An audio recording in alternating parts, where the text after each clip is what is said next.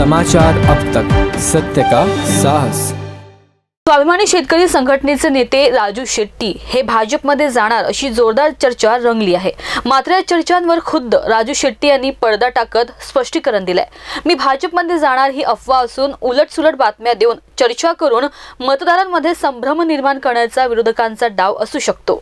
भाजपसोबत जाण्याच्या बातम्या पेरल्या जातात, प्रत्यक्ष माझ्याबरोबर कोणी अशी चर्चा केली नाही, असे राजू शेट्टी यांनी वाशिम येथे माध्यमांशी बोलताना स्पष्ट केलंय। बातम्या कोण पेरते मला माहिती नाही, परंतु प्रत्यक्ष माझ्याबरोबर कोणी संपर्क साधलेला नाही।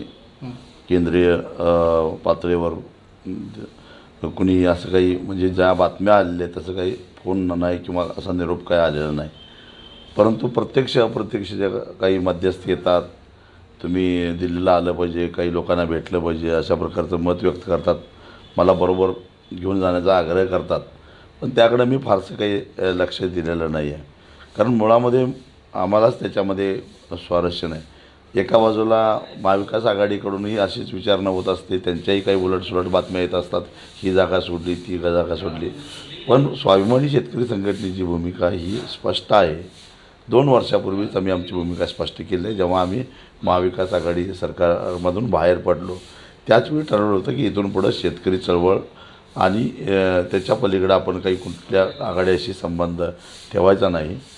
आणि म्हणून आम्ही जिथं आवश्यकता आहे, जिथं काही सभागृहामध्ये आपले प्रतिनिधी जाण्याची शक्यता आहे, त्या ठिकाणी स्वतःच्या हिमतीवर निवडणुका लढवायच्या।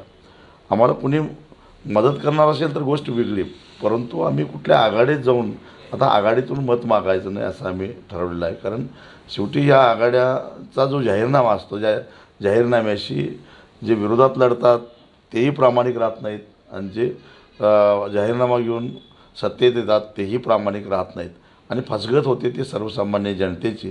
त्यामुळे या सगळ्या गोष्टीमध्ये आम्हाला काही स्वारस्य नाही आणि आम्ही आमच्या पद्धतीनं आम्ही आता ठरवलेलं आहे की आमचे उमेदवार जे आम्ही उभा करणार आहोत निवडणुकीला त्याचं काय करायचं हे मतदारांनी जनतेनं ठरवावं। शक्यता आहे, कारण एखाद्या वेळेस अफवा निर्माण करून किंवा अशा बातम्या उलटसुलट तयार करून मतदारांच्यामध्ये संभ्रम निर्माण करणं ही शक्यता काही नाकारता येत नाही। समाचार अब तक ब्युरो रिपोर्ट वाशिम।